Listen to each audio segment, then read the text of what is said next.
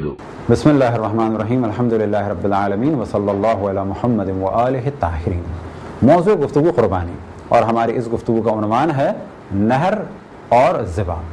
اب تک ہماری کچھ گفتگو ذبح کے بارے میں ہوئی اور نہر کے بارے میں گفتگو نہیں ہو سکی، تو ہم اس اپنی گفتگو میں نہر کی جانب توجہ دلائیں کہ جتنے بھی جانور حلال گوشت ہیں، چاہے وہ چرند ہوں چاہے وہ پرند ہوں، ان سب کو اگر حلال طریقے سے کھانا ہو تو وہ ایک طریقہ ہے کہ ان کو ذبح کیا جائے، یا بعض طریقے اور ہیں شکار وغیرہ کے احکام میں جو پہلے ہم بیان کر چکے ہیں، لیکن اگر اختیاری حالت میں ہم انہیں حلال کرنا چاہتے ہیں تو انہیں ذبح کرنا ہوگا۔ لیکن ایک جانور ایسا ہے کہ اس کو ذبح اگر کریں گے تو وہ حرام ہو جائے گا، وہ ہے اونٹ۔ بس اونٹ کو ذبح نہیں کرنا ہے بلکہ نہر کرنا ہے، اور باقی جانوروں کو ذبح کرنا ہے، نہر نہیں کر سکتے۔ البتہ مچھلی اور ٹڈی کے بارے میں یہ حکم ہے کہ ان کو شکار کر لیا جائے تو حلال ہو جائیں گی، کیونکہ مچھلی کو بھی ذبح نہیں کیا جاتا اور ٹڈی کو بھی ذبح نہیں کیا جاتا۔ تو ہماری گفتگو میں ہم پہلے کہہ چکے تھے کہ چوپائے اور پرندے، تو چوپائے اور پرندے جتنے بھی ہیں ان کو ذبح کیا جاتا ہے سوائے اونٹ کے۔ بس پہلے مرحلے میں بیان کریں کہ نہر کرنا کس عمل کو کہتے ہیں۔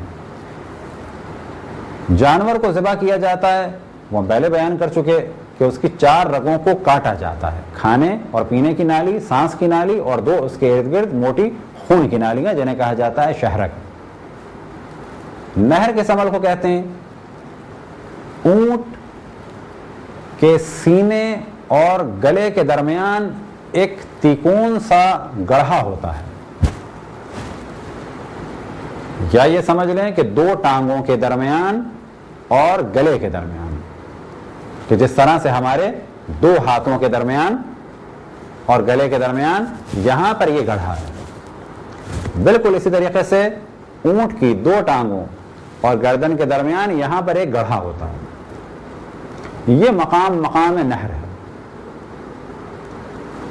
اور نہر کا طریقہ یہ ہے کہ اونٹ کو قبلہ رخ رکھیں، اور باقی وہی شرائط ہیں، قبلہ رخ ہو اور نہر کا کام مسلمان انجام دے، اللہ سبحانہ و تعالیٰ کا نام لیا جائے، اسی نام پر باقی رہا جائے، وہ ساری شرائط ہم بیان کر چکے ہیں۔ فقط اتنا فرق ہے کہ 4 رگوں کو نہیں کاٹنا ہے، بلکہ ایک تلوار یا نیزہ یا خنجر اس طریقے سے اس گڑھے میں پریشر کے ساتھ داخل کرنا ہے کہ جس کے بعد اونٹ کا خون بہے گا یہاں تک کہ اس کا دم نکل جائے، تو یہ اونٹ حلال مانا جائے گا، اور اس عمل کو کہا جاتا ہے نہر۔ اور مختلف انٹرنیٹ پر جو ٹیوبز ویب سائٹس ہیں وہاں پر اگر آپ لکھیں نہر کا طریقہ، تو وہاں پر نہر لکھیں، نہر کا طریقہ لکھیں، تو وہاں پر آپ دیکھ سکتے ہیں کہ اونٹ کو کیسے نہر کیا جاتا ہے۔ بس اگر اونٹ کو ذبح کیا جائے تو وہ حرام ہو جائے گا، اور اگر باقی جانوروں کو نہر کیا جائے تو وہ حرام ہو جائیں گے۔ اونٹ کو نہر کرنا ہے اور باقی جانوروں کو ذبح کرنا ہے۔